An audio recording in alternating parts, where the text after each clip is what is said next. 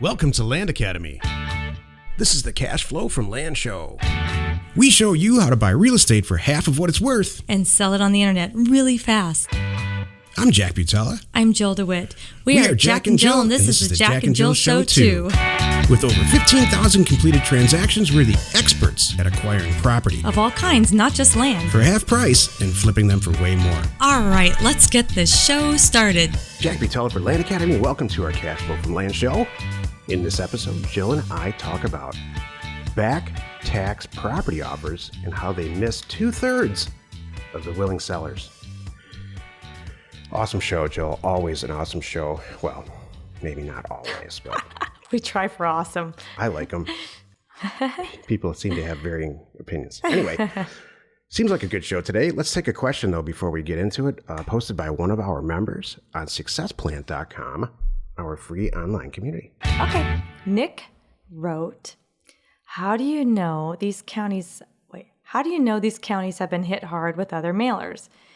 Is it safe to say most of the properties on taxsalelist.com, high in tax delinquency, have already been hit hard with mailers? I'm trying to figure out counties for my first mailer, but I feel like there's so many counties that may seem great on paper, but have been oversaturated with mailers and that it may be best to try really hard to look where others have not. So I put this in here on purpose, and specifically chose this question/comment on Success Plant, based on the topic today. And I'm going to be incredibly honest. Ready? Mm-hmm. I'm a little sick and tired of this topic. Not a little, actually. A tremendous amount sick and tired of this topic. I am also. What evidence? And that has nothing to do with Nick. Nick, you're awesome. Thanks for the comment. Nothing to do with anybody personally. Mm-hmm. What evidence do we all need? Exactly. That mailing back tax property specifically is the right thing to do. I agree. You miss 2/3. That's part of the show. Yep. You miss the vast majority of the willing sellers and the problem-free property. That's the key. It's true. Go out on Bigger Pockets or Success Plant or any of the groups in Facebook that are not just about this topic, not just for land, but houses and apartment buildings and stuff. Mm-hmm. If you're identifying foreclosure property or estate property or back tax property, and that's your little niche, you're missing 2/3 of the opportunity. Mm-hmm. Spend some money on get some mail out there and some offers, and address the other properties based on some other statistics that you can find in the assessor's data. Oh, but that's what we provide. Exactly. Data to doorstep. So.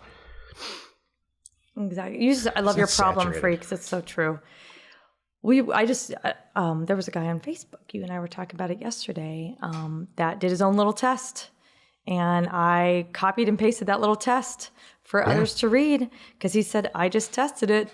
And gosh, Jack and Jill are right. Gee, no kidding. Yeah, I mean, he did all the math. I mean, in a pretty sophisticated way. And he said that he buys 2/3 more property by sending less mail out.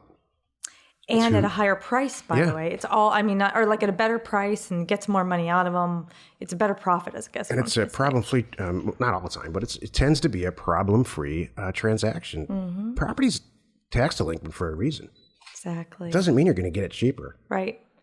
There might be a problem. Yeah, problems. That's true. Like it's not in the name of the seller. Exactly. Those kinds of problems. They stopped paying because they're like, good luck finding me. Insurmountable problems, not solvable problems. Yeah, and you think you found a good deal, did ya? I'm not quite sure. So, yeah. Hey, if you have a question or you want to be on the show, call 800-725-8816. Again, today's topic, back tax property offers. They miss 2/3 of the willing sellers out there. This is the meat of the show. How many back tax properties do you see? Like all the mail that comes in and all the properties, the deals that we do. Mm-hmm. What percent do you think have back taxes? I have a number in my mind. Less than 10. Yeah, I think it's like 1%. It's very minimal. And they're almost always problematic. Correct. I stopped doing back tax mailers. I only done it a couple of times, really early on, in the early 2000s. And for this reason, because a lot of people call you, it's just with this in desperation. Right. The last back tax property deal that I actually remember in a slew of property deals that we've done A woman was she was in a desperate situation. It was an estate deal, and it was, she was calling every 10 minutes trying to get the $5,000 out of me for the property that was not in her name, by the way. See. So the deal never got done. Mm-hmm. I wonder too, and I've watched people figure this out. I mean, how many times are the taxes more than the property's worth? And it's in your waste. I've watched people waste a whole lot of time doing all the legwork, and they get to that last piece, which they should have checked it first. Right. And they realize, great, I figured out how to transfer title. I figured out this. I figured out that. I figured out they go through all their research. I figured I like the property. I've got it's got the 4 A's. I mean, all the things. And they go, oh no, I was going to offer the guy $1,500 and I just found out his back taxes are $1,800. Right. I'm out. I'm like, yeah, gee, well, there you go. Right. You just wasted how many hours, you should have checked that first. I'm not saying it's completely useless at all, but the numbers don't lie. It's a lot less attractive. It's true. There's a reason why on my checklist that I put in our cash flow from land program, and I have on my staff's desk, that there's a question on there. When you ask the APN and the size and all this stuff, you better ask, where are you in the tax situation? Right. You need to know that right now, not find out a week from now as you're like all excited about this deal. You need to know. For housing, for SFR wholesaling, like we do all the time, I don't even touch back tax property. And some people just focus on that. And it's because, specifically in that product type, and let's say apartments, that's an indication of a huge problem. If you have a $5,000 piece of land that you had inherited and you got tired of paying taxes, right, that you can get over that. Right. If you have a house that, if a house has back taxes on it, first of all, there's no mortgage. And if you can't come up with the amount of taxes, there's something else is really going on. So you're going to have to fight for it. And usually the people that we wholesale these properties to, the flippers, the fix and flip guys, they don't want any part of it. Right. If there's any chance that there's some type of title issue that might stick with the property, that's a good point. They'll turn that deal off immediately. So exactly, there's a reason why. Plus, there's so much less stuff to mail. I know. Think about how many houses are in Maricopa County, Arizona, which is where Phoenix is, right? And then how many back tax properties there are. It probably represents, I'm gonna have to guess, maybe 3, 4, 5% of the actual properties that you could possibly mail. Yeah. Why would you limit yourself like that? Totally. Well, and it's funny. I get animated about this. I'm sorry. Right. Well, how many people that we hear like, oh, I heard so-and-so got another letter. Yeah, because you're only sending, we're all sending to those people. You know what? That's great.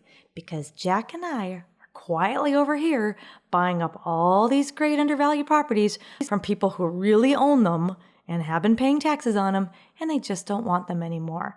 So if you guys all want to focus on that, knock yourselves out. Jill and I own our primary residence. One of our primary residences is in Scottsdale, and it doesn't have a mortgage. Yep. I have never received a letter. Correct. In my life. Ever. Nope. And what would you do? I'd open it, and it would be so let's say you got our offer, the one that we send, and it says some version of this. Hello, Jill. Hello, Jack. Hello, Jill. I love your property located at 123 Main Street, fictional address, of course. 123 Main Street. My research shows that we'd be really willing to purchase the property for $622,000, and it's a cash deal. We're going to waive all the contingencies, and if you're interested, we're flexible on the closing date, but if for whatever reason we can do it as fast as, 3 weeks, 2 weeks. If you want to stretch it out because you need to find a place, that's fine too. Let us know. Here's my phone number. I would entertain that. I would, and even if I got a letter that said the same letter, said the same thing, but it says $32,000, I might throw that away. But it said $300,000. I'd say, how'd you come up with the number? I'd probably call a person. Yeah, I am kind of curious. Why would you miss that opportunity? You're right. And just send it to people who are clearly going through some awful stuff, and they don't have the money to even, pay the back taxes, or they don't want the property anymore. Or something else is going on. Maybe they passed away. That's what happens a lot too. That's a whole different legal thing. People buy bigger homes. People downsize. Kids go to college. I mean, there's all kinds of things We have neighbors that are snowbirds. There's people that, at some point they're going to get too old and they're not going to be going back and forth. There's a perfect reason. I know that their place is paid for cash. If you sent them an offer, they would be like, maybe now's the time. I'm tired of making the drive back and forth to Illinois and whatever. And we're getting older. We want to be around the kids. Right. Perfect. People miss it. The way that we do it, I mean, our numbers are like this for wholesaling houses. About 1 out of 2,000 letters that we send, the pre-selected, hand-selected letters. But here's the caveat. We scrape the bottom on these prices. If we wanted to make 20%, our numbers would be staggering. Oh, good point. So let's say you price a house out, in a master plan community in North Scottsdale where the fixed up price is, I don't know, $750. Mm-hmm. And the wholesale price is $600. Okay. Mm-hmm. That's who we sell it to. And then they put 100 in and make 100 or something. So I'm throwing the numbers out. If we, in a neighborhood like that, like normal people would probably send out an offer for $550 or $600. Mm-hmm. We're out sending it out there for $300,000, $400,000. Right. So, and then it just takes zero risk out of it. Right. So we have to send a lot more mail out. Mm-hmm. But we're not losing. You can't lose. Just brought up a beautiful point to make, and I want to reiterate that. Yeah. Our percentages that we share are very clear and consistent, and Jack is right. It is because we are wholesalers. We really are buying really undervalued. / however, you want to have a much higher percentage rate, you sure can. Up your offers, up your volume, knock yourselves out. Okay. You could do the same thing. Right. And when we were doing a long time ago, and I was, I keep bringing up healthcare facilities, but back then we were offering, that we were not scraping the bottom. It was a rational price based on income and stuff. And our response rate was amazing. I mean, I never tracked it back then. Maybe 50% of the people that I put offers out, they would call back and say, let's talk about this. Is it the nature of that industry or that I think it was just priced asset? a lot. It's not the asset, not that kind of an asset. Mm-mm. No, okay. No, I think the owners really. I was priced well within reason of. I was a broker. I wasn't buying them. Got it. So it was priced. We weren't scraping the bottom at all. You're right. You're saying what I just said. Yeah. Make it a more, for example. Well, we'll do that. I'll send a 70% of value offer out instead of a 40% of value, which is what we usually do. Right. And see what happens. There you go. That's the difference. And you're still going to be just fine. So you're going to buy it at 70% of value, sell it at 80% of value, and there you go. I bet the numbers are staggering. Mm-hmm. I mean, I know they are. We've done this so many times that I know the response rate. You're not going to be able to keep up with the response rate. You better be careful. Dramatically reduce the actual amount of mail that you get out there. That's true. Well, I love that when we have new members that they do it, and then this flood. They're like, oh my gosh, I can't keep up with the calls. It's great. It's like, and it's either you did what we talk about. There's times that, maybe I did over offer. Okay, so what? You still did a good job. And also they're like, you may have just hit a little gold mine, a little pocket of properties there that everybody's like, we're not going to use this. I think it's really important to make sure that you're not trying to maximize money on every single deal. Mm-hmm. If you sent a mailer out in the case of land and it's a little too high, you shot high, just want to practice a little bit. Mm-hmm. We get this from a lot of people, a lot of our members. We shot too high and so, oh my gosh, I'm not going to do a deal. No, do the deals, so you're going to make a little bit less money. Maybe you have to sell them for just slightly more. I'm not saying triple what you should have sent it out for. I'm just saying, don't sweat it. Learn the process. Yeah. It's good. Hey, this is the Technical 2. It's 2 minutes of property investment advice from our 15-year, 15,000 deal experience. I bet you know what today's Technical 2 is. Don't just mail property owners who have back taxes associated with their property. Don't just mail foreclosures. All this stuff you hear from everybody out there about specializing, they're just afraid of mail. They're afraid of doing a lot of mail. Trust me on this. Like the title says, 15 years, 15,000 deals. Mail everybody. Choose an area. Scrub that data as best you can. Take my advice on that, too, in our programs on how to scrub the data. You can watch me do it, actually, right on the internet. Right on the screen. And send everybody a letter within a criteria, not just back tax people. Exactly. Boy, can we say it anymore, Jill? I Are know. you tired of it yet? You know, I am not. Hey, like I said earlier, if you have a question or you want to be on the show, call 800-725-8816. Jill has some inspiration for us today, I'm sure of it.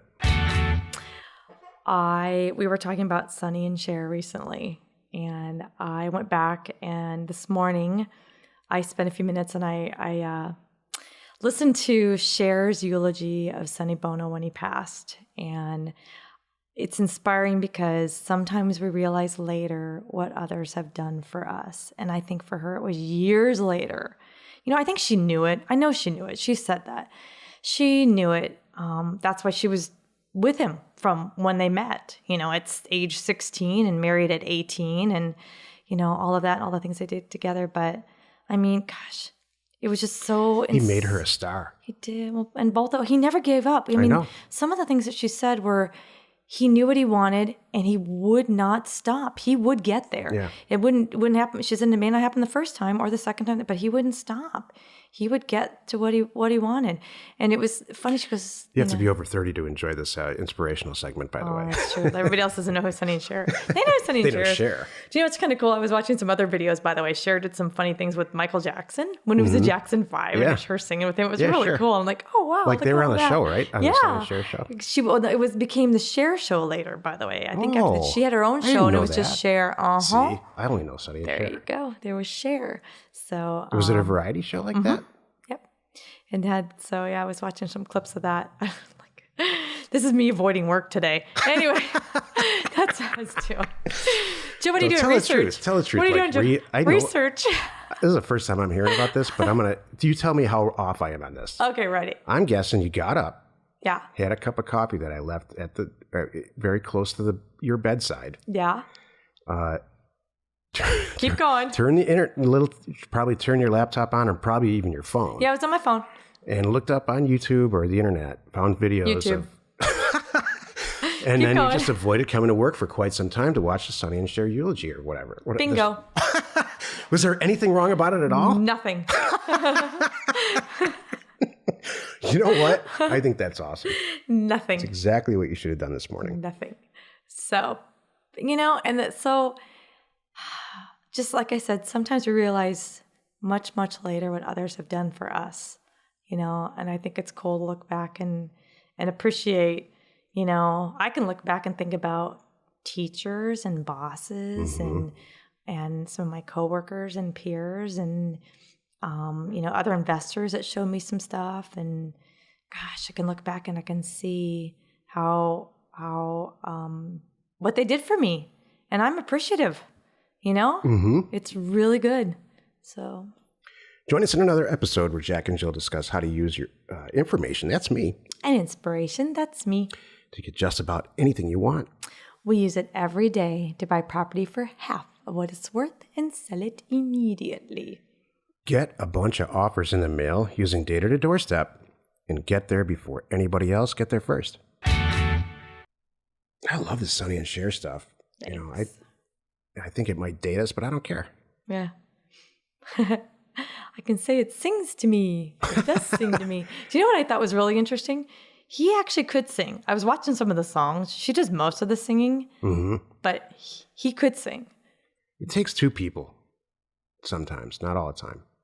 Let's have like rock bands are a perfect example. Two, baby. Oh my gosh, Jill. It does take two. This is a singing show. I know. I cannot sing. Sorry. I am sorry. I'm going to apologize right now for everyone for that little accidental vocal outburst from me because I cannot sing.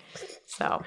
No, I think, rock band's got a great formula. Like, there has to be someone who kind of writes the songs and manages the stuff. And then some of them, some people who, there's lead singers. Mm-hmm. So it's a great formula. And I think Sonny and Cher had that. I think he was kind of the brains behind the whole thing. And she was the talent, the good looking talent. I wonder if when he met her that he knew. Do you think people know? Yeah. He was either conscious or subconscious, I'm guessing. I don't know Sonny Bono at all, obviously. But he just seems like the kind of guy that it was in the back of his head. He seems like a real straightforward, honest. Yeah. And it was probably in the back of his head. He's wanted to do it. And he was, 18 when they got married? There's no way he could have known anything. Mm-hmm.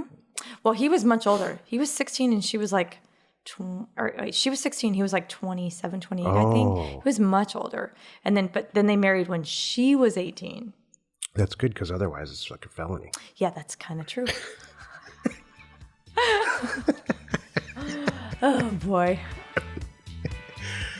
Oh, Jack and Jill, information and inspiration. And you know what I'm going to say next. Let's go buy some property. We are Jack and Jill, and this was the Cash Flow from Land Show. We are the experts at acquiring property of all kinds, not just land. For half price, just so we can flip it for way more. And really fast. Thanks for listening. Let's go buy some property. If you want to get involved or you need more information about our profitable, niche real estate operation, call 480-467-0359. You just might get Jill at the other end of the line. Landacademy.com. You are not alone in your real estate ambition.